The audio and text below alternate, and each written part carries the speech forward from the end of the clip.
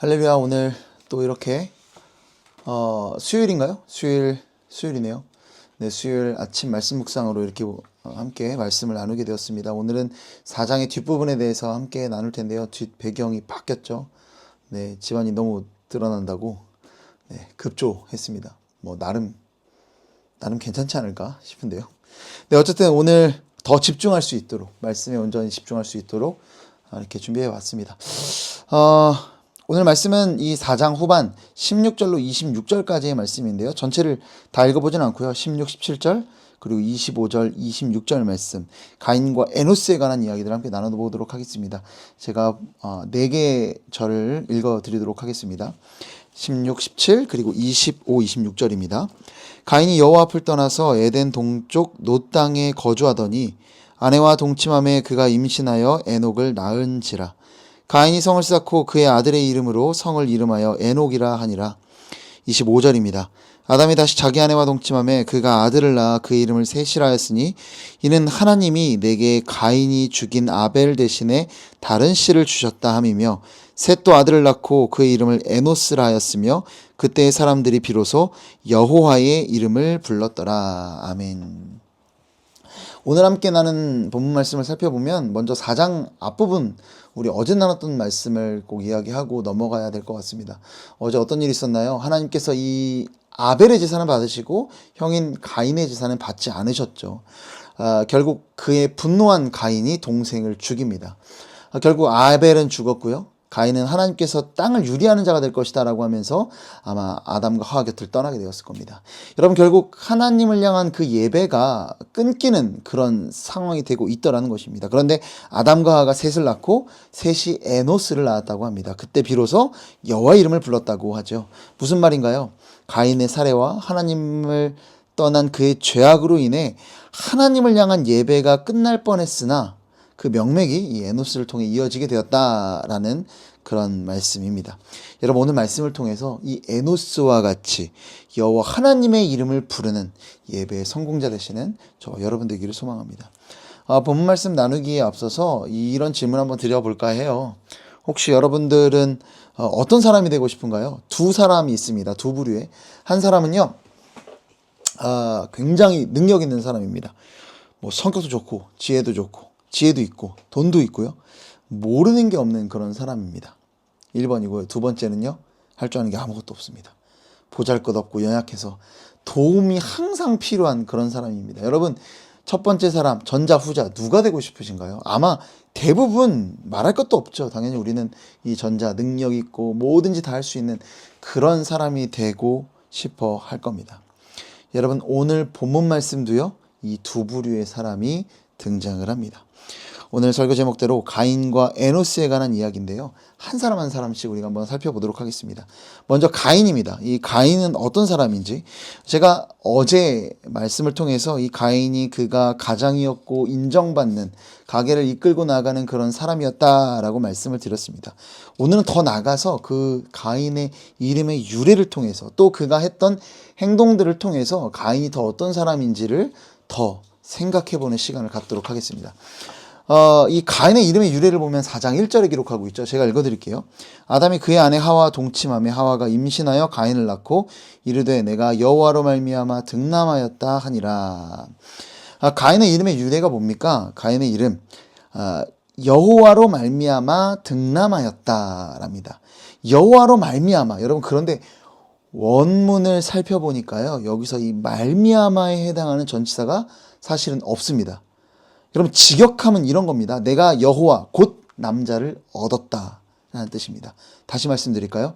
내가 여호와 곧 남자를 얻었다 라고 합니다.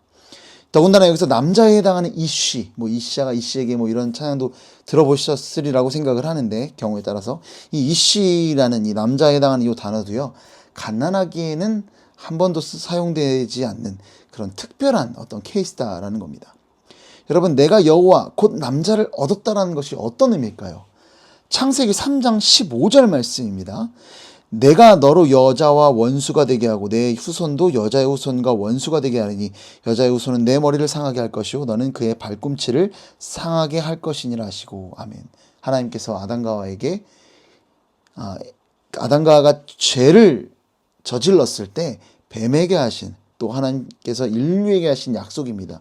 원시 복음이라고도 하죠. 여자의 후손, 이 예수 메시아에 대한 예언이다라는 건데요. 여러분, 가인이 처음 태어나니까 아담과 하와가 뭘 기대한 겁니까? 하나님께서 약속하신 뱀의 머리를 상하게 할, 창세기 3장 15절에 하나님께서 약속하신 그 진정한 구원자가 이 가인으로 이들은 기대를 했다라는 겁니다. 그 이름의 유래를 살펴보면 충분히 우리가 그것을 생각할 수 있습니다. 그런대로 그는 정말 기대와 사랑을 받으며 인정을 받으며 자라났습니다. 여러분, 그리고 그가 자라나서 정말 어떻게까지 능력 있는 사람으로 나타나고 있는지 보여주는지 한번 살펴봤으면 좋겠는데요. 오늘 말씀에서 보면은 그가 떠나서 뭘 하나요? 결혼을 하고 에녹을 낳고 그의 아들의 이름으로 성을 쌓았다, 성을 지었다, 성을 쌓았다라고 본문 말씀을 기록하고 있습니다. 여러분, 성을 쌓았다, 이게 도대체 어떤 의미일까요? 여러분, 당시 어쩌면 성의 개념조차도 없었을 그럴 때일 겁니다. 어떤 자신을 보호하기 위해 뭔가 돌이든 뭐든 이런 것들을 높게 쌓아서 자기를 지켜내는 어떤 그런 성에 대한 개념조차도 없었을 때였을 것입니다. 그런데 이 가인은 그것을, 그 개념을 생각해낼 수 있었던 그런 사람이었습니다. 뿐만 아니라 이것을 성을 쌓는 것은 도대체 또 당시 어떤 것이었을까요? 사람들의 어떤 공격을 막아낼 만한, 왜 성을 쌓았겠습니까? 그는 땅을 유리하며 다닐 때 누군가 자기를 만나면 자기를 죽일 것으로 여겼던 사람이지요. 그 얘기는 뭡니까? 누군가로부터 자기를 보호하기 위해 성을 쌓았다라는 것인데요. 여러분, 이 성을 쌓을 때 약하면 됩니까? 그렇지 않죠. 튼튼하게 지어야 했을 것입니다. 여러분이 가인한 사람이 어떤 사람입니까? 성이라는 개념도 없을 때 성이라는 개념을 생각해낼 수 있는 사람이었고, 그것을 실제로 만들어낼 수 있는 어떤 실행 능력까지도 갖추고 있었던 사람이 바로 이 가인이었다라는 겁니다. 실로 엄청난 사람이 아닐 수 없습니다. 그는 능력 있는 사람이었고요. 그는 정말 뛰어난 사람이었습니다. 머리로나 어떤 실행 능력이나 모든 것들을 다 갖추고 있는 사람이 바로 이 가인이었다라는 겁니다.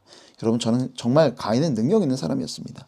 여러분, 반면에 오늘 설교 제목의 또 다른 사람, 그 이름 무엇입니까? 누구입니까? 에노스죠. 그때 비로소 하나님을 불렀다, 여호와의 이름을 불렀다라고 오늘 말씀에 기록되어 있습니다. 처음으로 하나님께 다시 예배를 드리게 된 사람이다라는 거죠. 여러분, 그런데 그에 대한 기록은 그 외에 거의 특별한 게 없습니다. 그런데 그의 이름의 뜻이 있습니다. 여러분, 에노스의 이름의 뜻을 보니까 그 뜻이 바로 연약한이라는 뜻을 갖고 있다라는 겁니다. 여러분, 그는 어떤 사람입니까? 연약한 사람입니다. 보잘것없는 사람이고요. 당연히 능력도 없는 사람이었을 것입니다. 여러분, 그런데 결국 끝내 어떤 일이 벌어지나요? 가인은 실패하고 에노스는 성공합니다. 여러분, 결국 우리가 그토록 바라는, 아까 제가 말씀의 서두에 그런 질문을 드렸죠. 어떤 사람이 되고 싶으신가? 여러분, 우리 모든 능력 있는 사람이 되고 싶어 합니다. 여러분, 그런데 그토록 바라는 그 능력 있는 사람이 아니라 보잘것없고 연약한 자가 오늘 말씀 가운데 성공했습니다. 여러분, 이 가인의 행동을 한번 다시 살펴볼까요? 그가 뭘 했다고요? 성을 쌓았습니다. 엄청난 능력이 그 가인을 통해 나타난 것이다라고 말씀을 드렸습니다. 여러분, 여러분, 그런데 이 행동에 대해서 우리가 살펴볼 필요가 있는데, 하나님께서 아벨을 죽인 가인에게 뭐라고 말씀하셨나요? 그가 땅을 피해 유리하는 자가 될 것이다 라고, 될 것이니라라고 그렇게 말씀하셨습니다.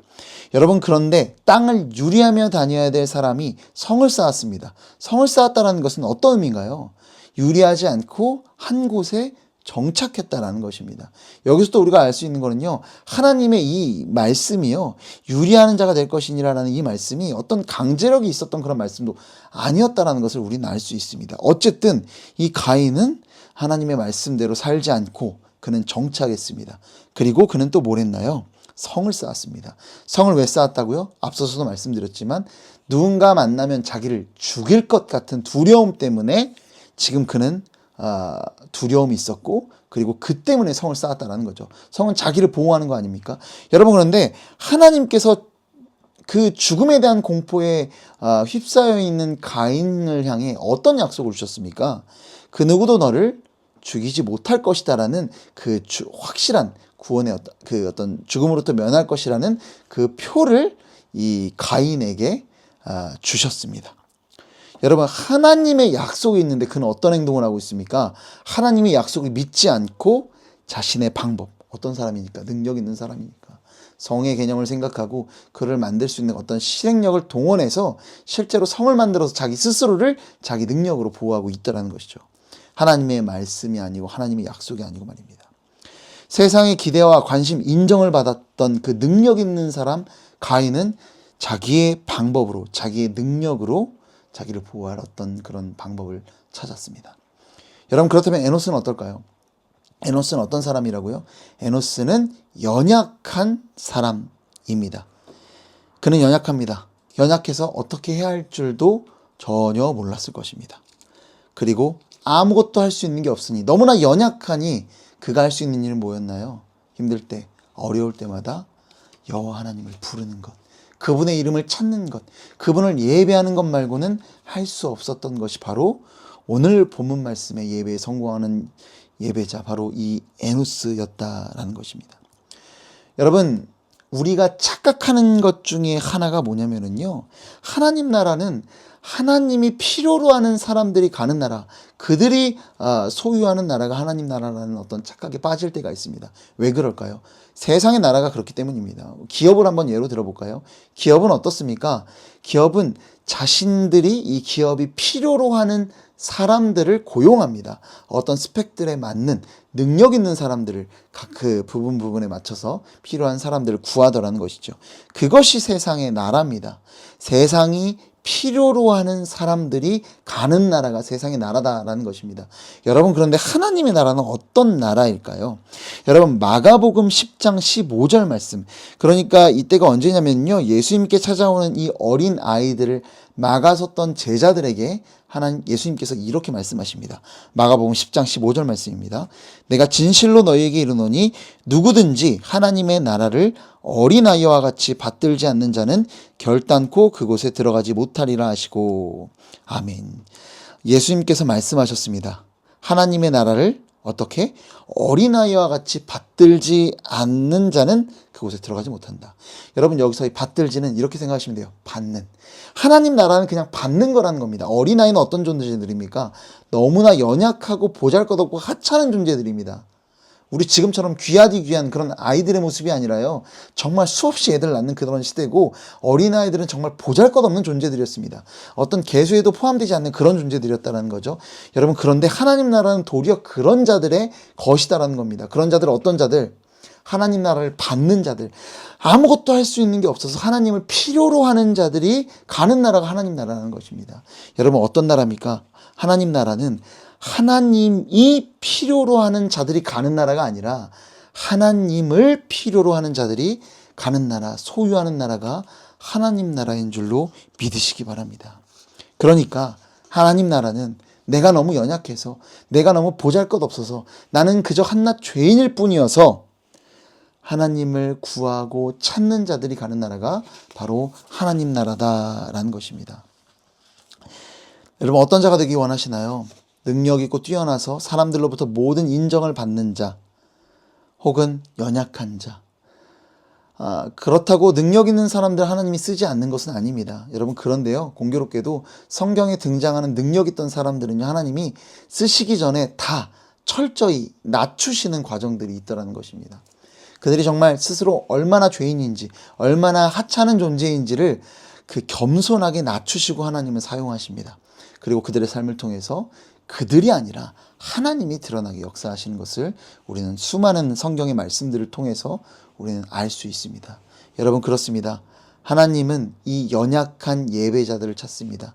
우리도 그렇지요. 우리가 연약하게, 내가 약할 때에 비로소 하나님의 강함이 드러나는 것을 우리가 많이 경험했을 줄로 믿습니다. 여러분, 그것이 진정 하나님이 찾는 예배자입니다.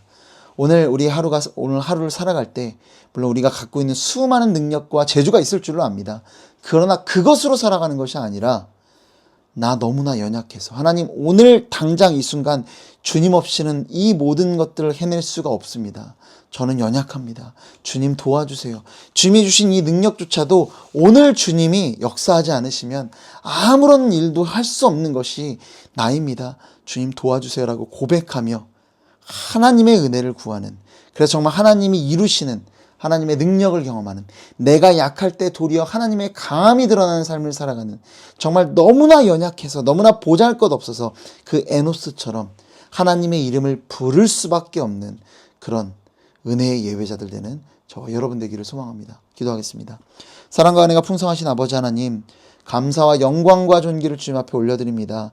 주님, 겸손케 하여 주시옵소서. 내가 얼마나 연약한 존재인지, 나 스스로는 하나님을 의지하지 않고는, 의존하지 않고는 단 하루도 살 수 없는 존재라는 사실을 오늘 이 순간 이 말씀을 통해 인정케 하시고 겸손한 마음으로 주를 구하며 살아갈 수 있는 우리 모두가 될 수 있도록 주님 인도하여 주시옵소서. 이 모든 말씀 사랑이 많으신 예수 그리스도의 이름으로 기도드립니다. 아멘.